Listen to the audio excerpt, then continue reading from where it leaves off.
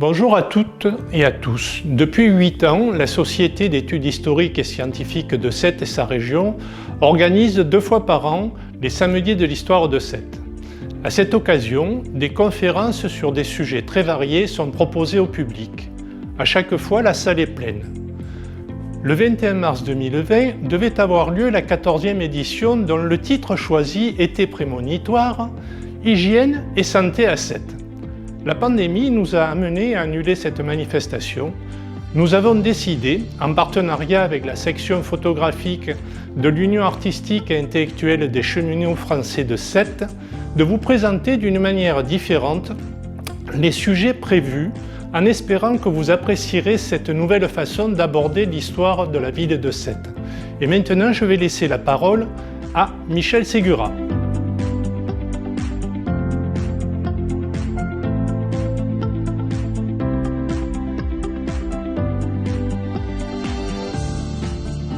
Bonjour, je vais vous parler de l'hygiène des Sétois au cours des siècles, en me limitant aujourd'hui dans un premier temps à l'eau, aux immondices, aux eaux usées, et dans un deuxième temps, je vous parlerai du bulletin du Bureau d'hygiène de Sète de 1910.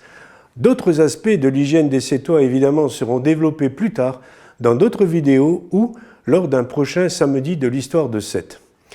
D'où vient le mot hygiène? Dans la mythologie grecque, Hygie est la déesse de la santé, qu'elle prévient par l'hygiène, sa sœur, la déesse Panacée, soigne. Mais qu'est-ce que l'hygiène? C'est une vaste question, dont la réponse est variable selon les époques. On peut définir l'hygiène comme étant l'ensemble des pratiques individuelles ou collectives visant à la conservation de la santé et au fonctionnement normal de l'organisme.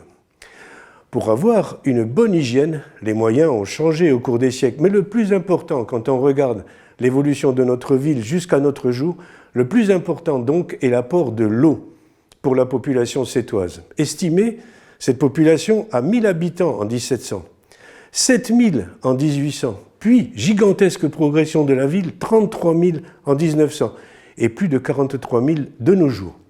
L'eau est fondamentale en matière d'hygiène. L'eau pour se laver, pour se désaltérer, pour cuisiner, pour laver le linge, les sols, bref, on ne peut pas s'en passer.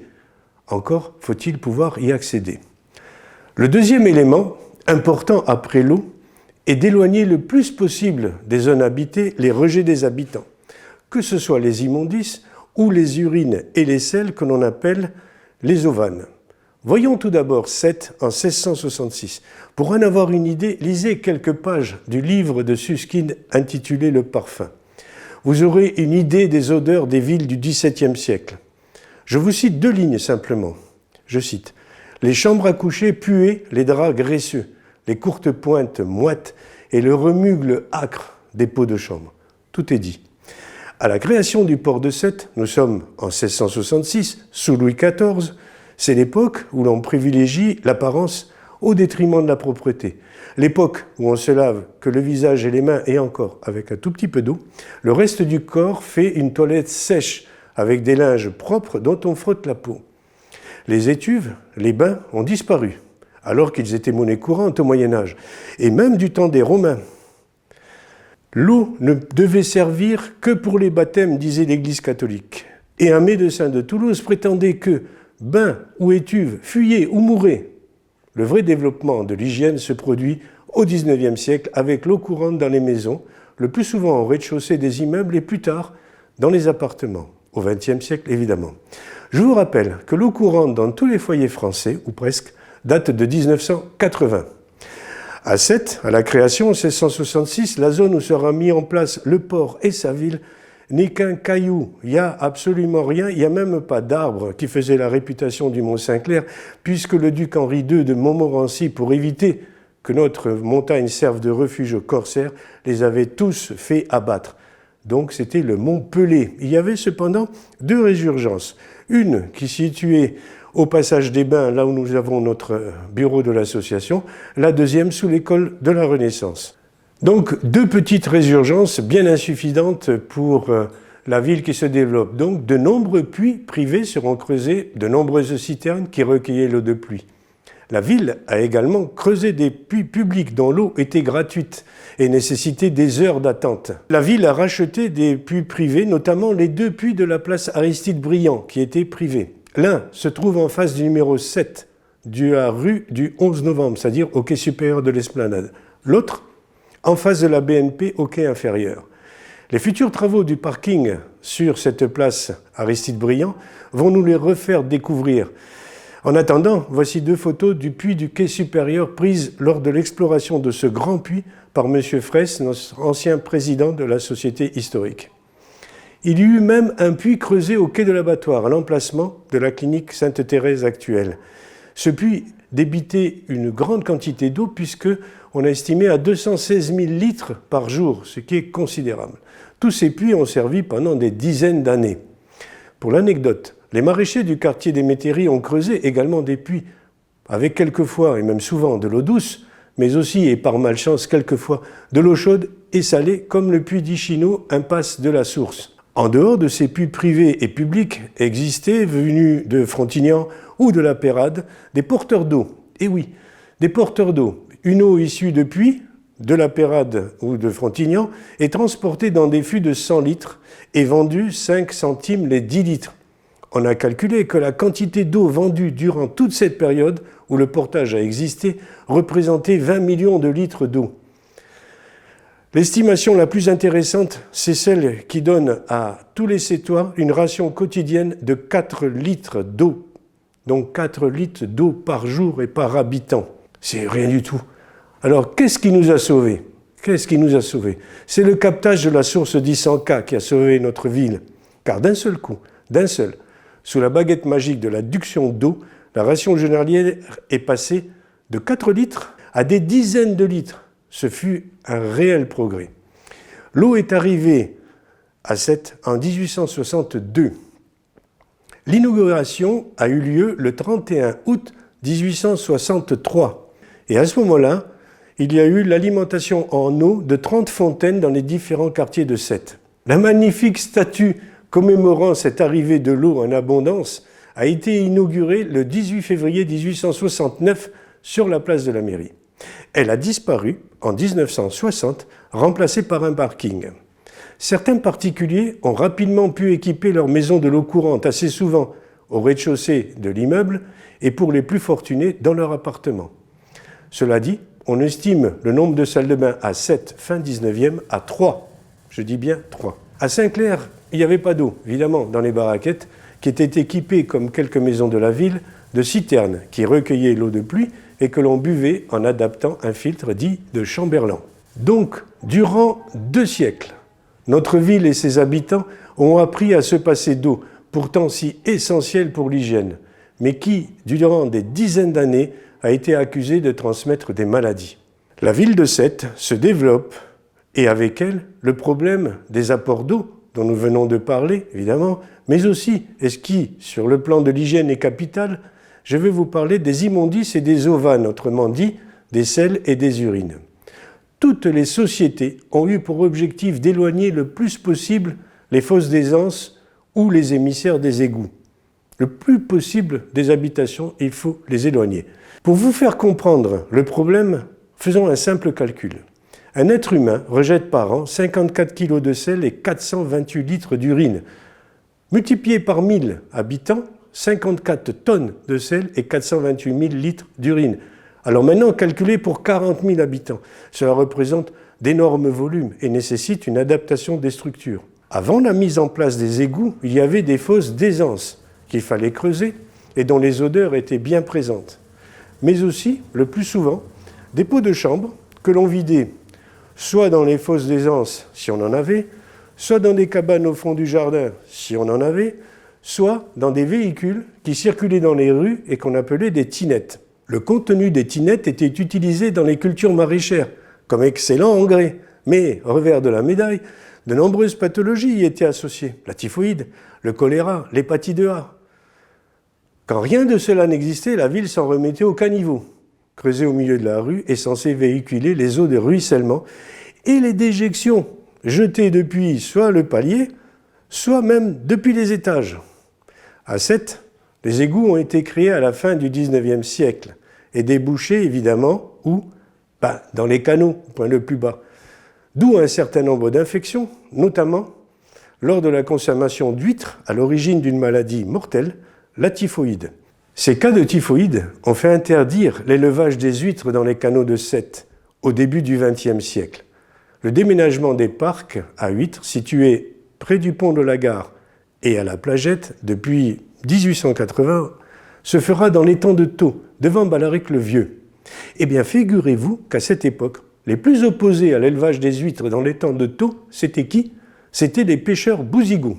Les canaux de Sète étaient donc des égouts à ciel ouvert, où l'on pêchait les muges, qui étaient les plus gros au droit du débouché du collecteur de l'hôpital. La clovissière était très active dans les canaux et la traditionnelle pêche à la dorade au pont Virla. Quand je pense que des milliers de Sétois se sont baignés dans les piscines des dockers ou des dauphins aménagés dans la darse du canal de la Pérade. En 1969 est créée la première tranche des travaux de la station d'épuration de Sète aux Eaux Blanches. Actuellement, Sète Aglopole Méditerranée est en train de rénover la station d'épuration des Eaux Blanches, qui sera plus performante et mieux dimensionnée. Le but étant de rejeter le plus loin possible des habitations les rejets domestiques et industriels. Ce sera fait avec l'émissaire en mer. Les Vespasiennes, les chalets de nécessité, c'est un joli nom ça, les chalets de nécessité, ont également été construits à Sète. Les urinoirs étaient situés entre autres au Souras, au quai de Bosque, en face du cercle de commerce, aux escaliers de la Sèbe, à la montée de la Bourse ou à la place de la mairie où se trouvait un chalet de nécessité, que l'on nommait aussi un lieu d'aisance. L'entretien de ces urinoirs laissait largement à désirer, en témoignent les articles des journaux de l'époque dont je vous laisse le loisir de lire le texte. Il est très intéressant et il y a beaucoup d'humour. Les ordures ménagères ont été un problème quand le volume des déchets est allé en progressant du fait de l'augmentation de la population. Les poubelles et leur ramassage ont été mis en place au XIXe également. Dans divers lieux, ont servi de zones d'enfouissement, telles à l'emplacement du musée actuel, aussi aux Eaux Blanches et enfin au Listel, entre autres. Une usine d'incinération a été créée sur le territoire de notre commune dans les années 1980. Voyons à présent le bulletin du bureau d'hygiène de Sète de 1910. Le bureau d'hygiène a émis tous les ans un bulletin d'hygiène à propos de la démographie, de la situation sanitaire et de la climatologie. Ça faisait partie de l'hygiène, la climatologie.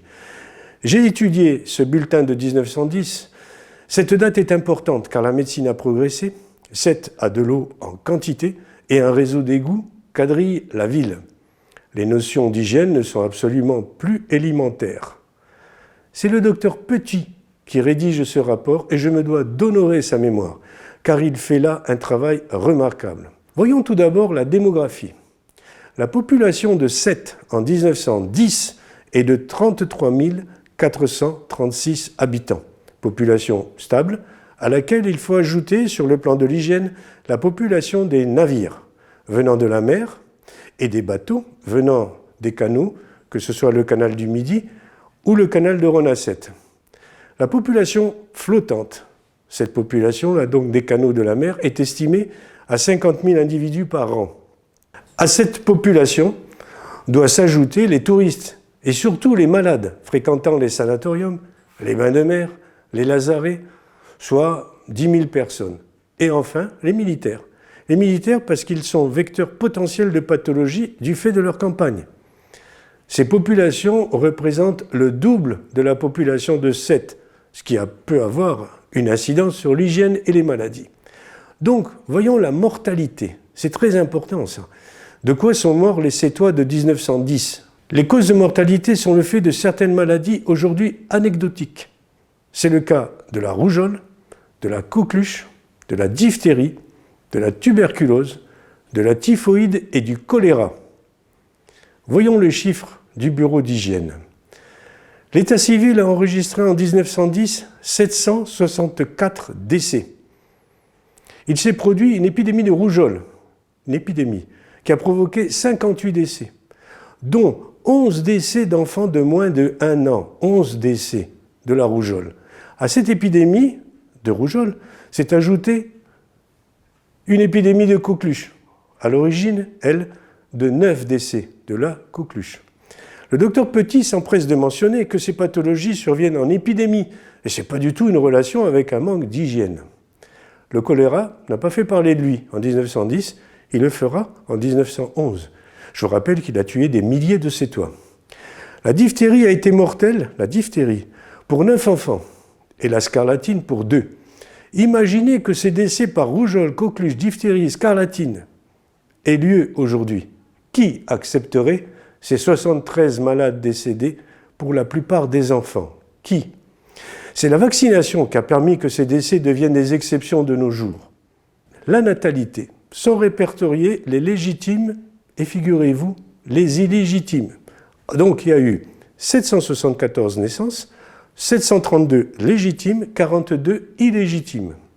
La nuptialité, c'est une rubrique du bulletin de 1910. 331 mariages en 1910 contre 300 en 1909. Ces 31 mariages de plus, ça aurait dû entraîner une augmentation des naissances. Ah ben non, c'est pas le cas. Le docteur Petit se demande si c'est un manque de volonté ou une baisse de la puissance procréatrice.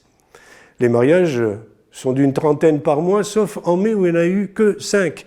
Pourquoi? Je ne sais pas. Si vous avez une réponse, je suis preneur.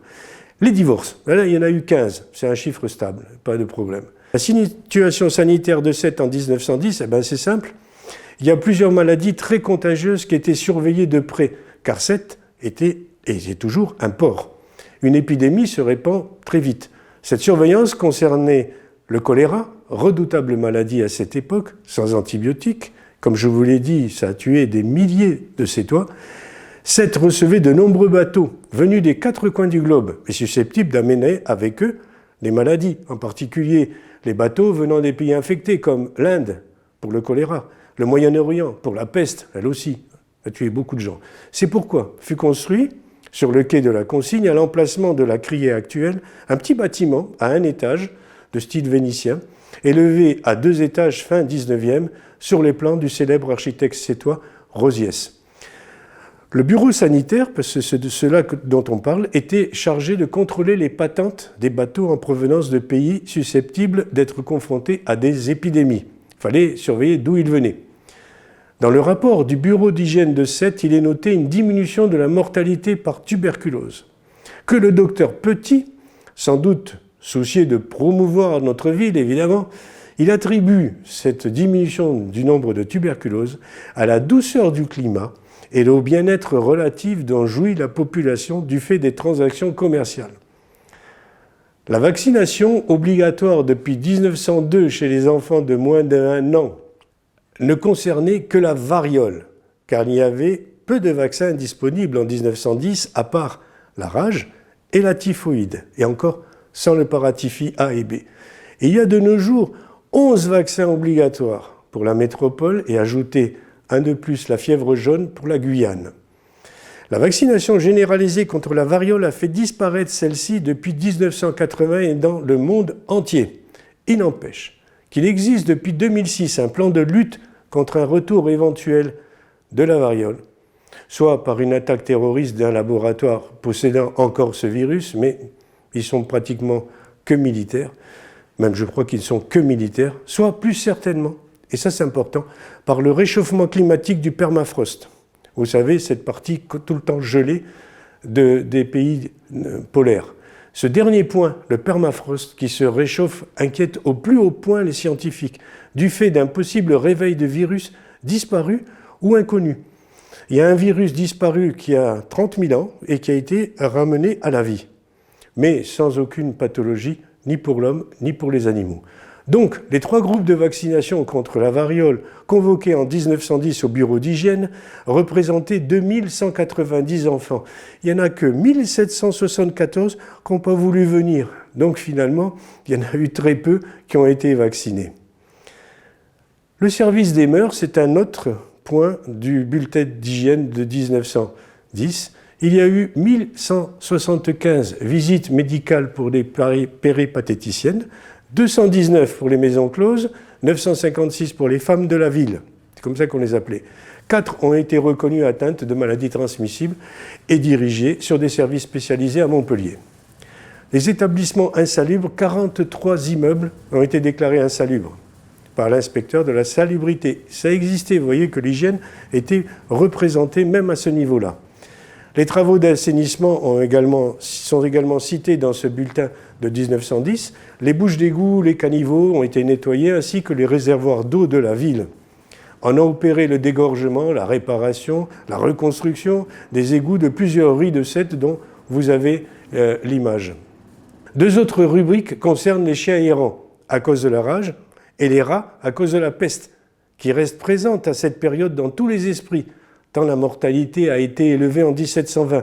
Mais la dernière épidémie de peste, c'est en 1899 à Porto. 1899. Les écoles communales ont été désinfectées par pulvérisation de vapeur de formol, badigeon à la chaux et lavage du sol au chrysillol. Vous voyez qu'on avait des moyens de rendre les locaux plus salubres. Enfin, la surveillance des viandes, ça existait. Et puis, les produits de la pêche, on les surveillait. Et on surveillait aussi le coupage du lait, qui était une pratique régulièrement faite. La climatologie. Je ne vais pas m'étendre sur le sujet, car vous savez tous, comme moi, qu'il fait beau en été et il fait mauvais en hiver. Bon, mais quand même, en 1910, au point le plus bas, la température est tombée à -1 en février. Et au plus chaud, 32,2 en juillet. Il a plu pendant 82 jours. Et la tramontane a soufflé durant 251 jours, comme maintenant. Hein. Et le sud-est, 52 jours, mais violemment. C'est pareil. Et surtout, la saison des bains de mer a été brillante en raison du grand mouvement des affaires provoqué par la crise vinicole. C'est ce que dit le docteur Petit. Malgré la disparition en juillet 1910 d'un bâtiment emblématique de Sète qui était le Cursal, détruit par un incendie. Vous avez sur l'écran d'ailleurs la page du mois de juin 1910 et vous pourrez ainsi comparer avec aujourd'hui. Conclusion. L'hygiène des Sétois a été un réel problème depuis la création du port de Sète, jusqu'à ce que l'eau d'Issanca inonde notre ville. La création des égouts et de la station d'épuration plus tard ont nettement amélioré la situation sanitaire.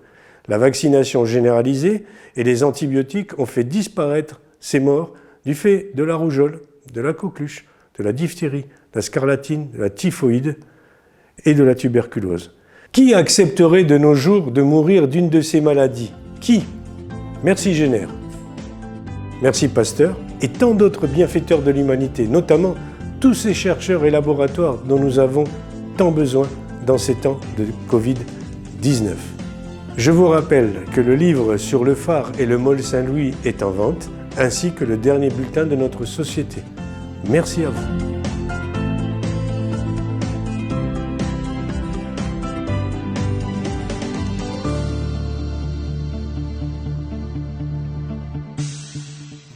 Tu peux pas dire à la SNCF d'arrêter les trains ?